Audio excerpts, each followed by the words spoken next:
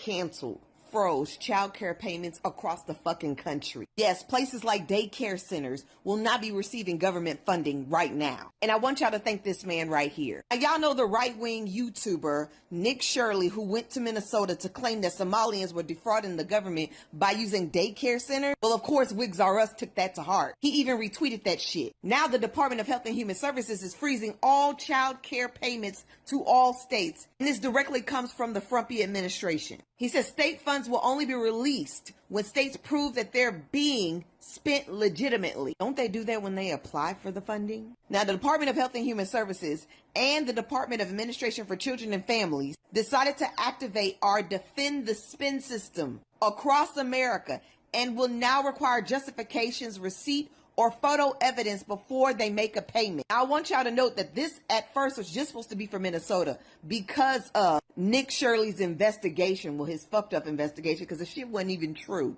But according to the Associated Press, they decided to spread that bitch nationwide. And once again, Mr. Shirley is mentioned, not by name, but he's called an independent journalist. First, Head Start cannot use certain words like black, woman, immigrant. Now you cut funding to child care at the beginning of the year. People are going to be out of work. Most of the places ran by people of color or black people are about to be denied funding, which is going to put a lot of areas at risk. A lot of parents are going to be in a fucking bind because they dropped their kids off at daycare, at child care, in order for them to go to work to make money to pay for this fucking child care. Welcome to 2026. So why are you...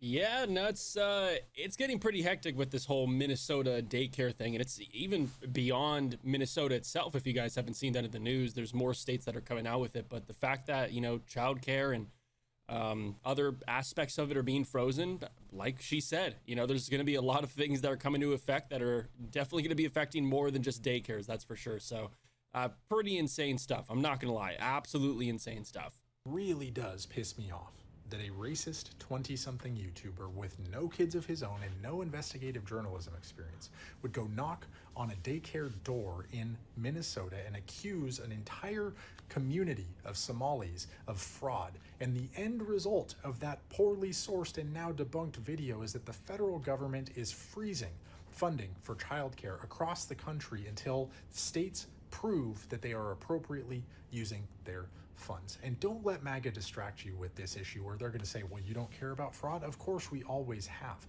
but it's never about fraud with these people. Donald Trump governs by how viral an issue is. He wants something that is grabby and divisive because it takes the attention away from how terrible he is at his job and how much money he is pilfering from us. I have a better idea.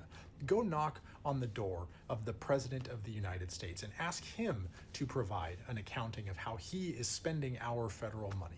Ask him to provide a detailed accounting of his own personal finances and his proof that he has never defrauded the American people in any way, shape, or form. Because if it's really about the fraud, we would be having that conversation today, but we're not, because it's never about that. It really does. I mean, that's half decent point. Again, in regards to the daycare issues and many other issues when it comes to fraud, obviously a huge, massive spotlight is on the Somali community, but guarantee that obviously Somalis aren't the only people that are creating these daycares in Minnesota. There's definitely other individuals, background, wherever you're coming from, white people included, right? But obviously the focus is on Somalis. So who knows, right? Again, there's definitely some people committing some fraud, probably, but I don't know. It's a crazy situation. What do you guys think? Let me know in the comments. So Trump is now cutting childcare benefits. Yay! As a single mom, that totally doesn't change my entire life. I just want to remind everybody this is part of Project 2025. They outlined this a long time ago. They want single moms out of the picture. They want moms that work back in the home so we can just be baby factory. Yay! There's nothing I wanted to accomplish with my life. Thanks, Donald Trump. Without childcare, I can't work. Without working, I can't get money. Without money, I could become homeless. And when you become homeless, they take away your kids. And this country totally doesn't have a history of abusing kids or trafficking them once they're in that system. Oh, also, They're building a bunch of concentration camps in a bunch of warehouses all over the country to put you in once you become too poor to function in this society. Yay! And they can put you in there simply just for looking homeless or seeming like you have any mental illness at all. You a little depressed? Lock you up, because then they can just use you as legal slave labor. Fun. Or force you into being that baby factory. Welcome to 2026 and Happy New Year's, guys. It's gonna be so fun. Yeah, a lot to digest there, but absolutely a few great points, like the fact that a lot of people are going to be getting affected by the childcare being frozen. A lot more people than it's like the minority few are messing it up for the majority of everyone else. It's just horrible. So you maybe heard a lot about allegations of fraud against daycares in Minnesota, particularly from Republican leaders all the way up to President Trump. Well, now those allegations of fraud are leading to nationwide restrictions, new restrictions on child care grants distributed by the federal government. In the wake of those allegations of fraud, the Trump administration now says it's going to put new restrictions on billions of dollars worth, roughly $12 billion worth of child care related federal grants that come through the Administration for Children and Families. The administration now says before that grant money can be sent to any state, including Minnesota, but all states across the country, there needs to be provided what they say is a, quote, justification, as well as a receipt or a photo. That, again, is going to add additional steps in the process for child care centers across the country to get roughly $12 billion worth of federal funding. And it all ties back to, again, these allegations of fraud in Minnesota. Now, state officials in Minnesota, as well as lawmakers, have been investigating alleged fraud in child care there for years, dating back to at least 2019. But Republican leaders have zeroed in on it in just the last few days or so because of a viral video. This is a video from a self-proclaimed independent journalist that claims that several Minnesota daycares that get government funding are not actually caring for any children. The video particularly targets the state's Somali community. But Minnesota officials have questions about that video, including when it was shot. Was it shot during, for example, normal business hours, they ask. They say that they're looking into this, that they're taking allegations of fraud seriously, that they visited these daycares mentioned in the video this week. And none of these centers have been accused of fraud by authorities. But it hasn't stopped the political firestorm around this. Governor Tim Walz of Minnesota blaming President Trump for, as he says, taking critical funding away from Minnesotans. President Trump hitting back, calling Walz, quote unquote, crooked. So you maybe heard. Well, as they say, there's two types of courts when it comes to law or justice. You have the court of law, and you have the court of public opinion. And it seems like for the most part, this whole outrage and news story is the court of public opinion has already found their verdict and they're sticking by it pretty hard. So plain and simple, I guess. But we'll see as things unfold even more where it goes. Well, Happy New Year. The Trump administration has just frozen all child care payments to all states. This is not good. So thanks to that wonderful group out in Minnesota, we are now facing a disaster. Now, at first, this was only supposed to be in Minnesota, but now it's all 50 states. So let me just give you a quick overview. Sorry, quick pause. I was under the impression it was just Minnesota. The fact that it's all 50 states is actually mental. I just had to say that. It's crazy. For what's about to happen. If the feds freeze childcare funding, it causes immediate crises. Families lose access to affordable care, forcing parents, often mothers, out of the workforce. Childcare centers, especially smaller home-based ones, face closure due to lost revenue, and state programs struggle to meet demand, leading to enrollment freezes and wider economic disruption as parents can't work and local businesses suffer. Oh boy. Programs like Head Start are immediately at risk, impacting vulnerable children, while other programs like the Childcare and Development Block Grant see families lose crucial subsidies, creating a ripple effect across communities and the economy. So other than the fact that you might have to become a stay-at-home parent, let's talk about the broader impacts, like the programmatic collapse. The entire childcare system becomes strained with potential collapses in some areas. Parents can't work, hurting local businesses and the overall economy. Reduced parental income and increased business closures affect entire communities. This is terrible. All I can say is if you work and you have children, you're gonna have to figure something out. And I'm sorry, I don't believe this was the right way to go about things. This could turn out really, really, really bad for millions of Americans. Well, Yeah, again, it being consolidated in just Minnesota or other places may be fine, right? But it's like all 50 states, I don't know. You guys got to let me know what you think about all 50 states childcare being froze. That's pretty insane. Imagine filming a daycare before it opens and claiming that's proof of fraud, and then getting the federal government to freeze funding based on that. That's not journalism. That is clickbait outrage with real-world consequences. It's not what he sold you at all. It's actually a masterclass in terrible journalism.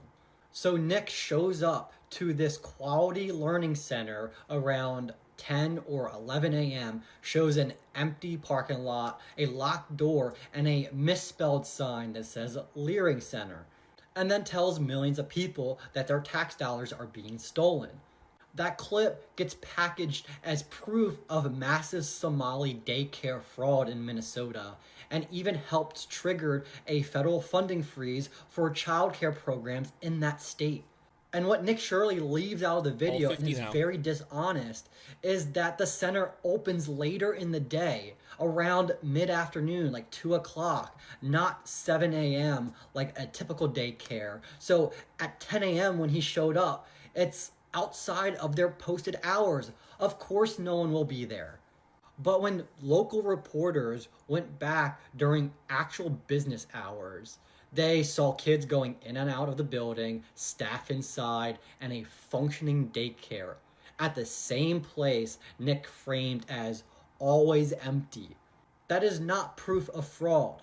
Then there's this sign, the Quality Leering Center, becomes a big meme. Like, how can a learning center not spell learning correctly? The owner of the building, which Nick never asked, said that it was a typo by the maker of the sign, and they already asked for it to be fixed, and the sign was only up until the correct sign showed up. It wasn't even their main sign. The sign on the front of the building was correct. This was the sign on the side of the building. State child care officials did a surprise inspection on the center in Nick's video, and they said they found kids present and attendance numbers that matched their records, and that there was no fraud findings at that site. And that's another thing. I've definitely seen some clips where they've came to this place and other reveals of some sort. Again, I'm sure fraud is happening somewhere, some way, but I feel like it's quite a bit early to, again, the court of public opinion finding its final verdict here, right? All the jurors, all the millions of jurors online coming to the final verdict. But there's some evidence, and it seems damning in one way or another. But, again, guilty until proven innocent, or innocent until proven guilty. I don't know. We got another clip. Let's check it out. So that's my bad. I thought it was a clip. It turns out to be an article.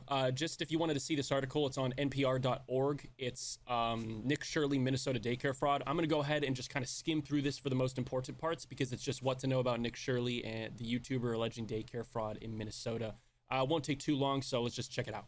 So there's a few things going on here towards the top of the article. Allegation to social services in Minnesota have been subject of federal investigations for years now at this point, not just up till recently in December when Nick was doing his thing. Apparently more than 90 individuals have been charged since 2022. Prosecutors say that misappropriated some $250 million in federal COVID-19 relief funds, which is not great. Prosecutors said earlier this month that half or more of the roughly $18 billion federal funds that supported 14 Minnesota-run programs since 2018 may have been stolen. So again, like I said, there's definitely probably some fraud going on, but not everyone is committing fraud, and obviously not a hyper fixation on the Somali community. So right here we have the lack of evidence has stopped, or hasn't stopped, a number of prominent conservatives, Elon Musk, key members of the Trump admin, from amplifying and acting on Shirley's claims. Again, it's just the court of public opinion. The more people that are highly prominent that speak on this thing, especially when there isn't any solid evidence just yet, the worse it kind of gets, I guess, for lack of better words. Gotta let the courts do their thing, but hey, sometimes the courts don't do their job, so thank goodness for social media in that case. So it covers a few more things. Again, at any point, feel free to pause if you want to kind of just skim it yourself, but just kind of going over him in his earlier career, Nick being a vlogger. They're saying here at this point that he's an independent journalist with an agenda, which, again, may or may not be true. So towards the bottom here, University of Minnesota media law professor Jane Kirtley ended up saying they have a narrative and they do everything they can to advance that narrative, but they seem to spend little to no time looking for the other side of the story, and that's what good investigative journalism has to do. Which, hey, again, you know, you got to do your own research, look into things, and give things a little bit of time to check both sides of the story. Either way, that's it for the video. Let me know what you guys think in the comment section down below. This is quite an insane story. Billions in potential fraud, hundreds of millions of potential fraud.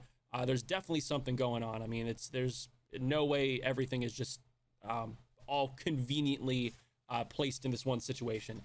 Either way, though, if you enjoy this kind of content and want updates in the future, feel free to like the video and subscribe to the channel, and I'll catch you in the next one.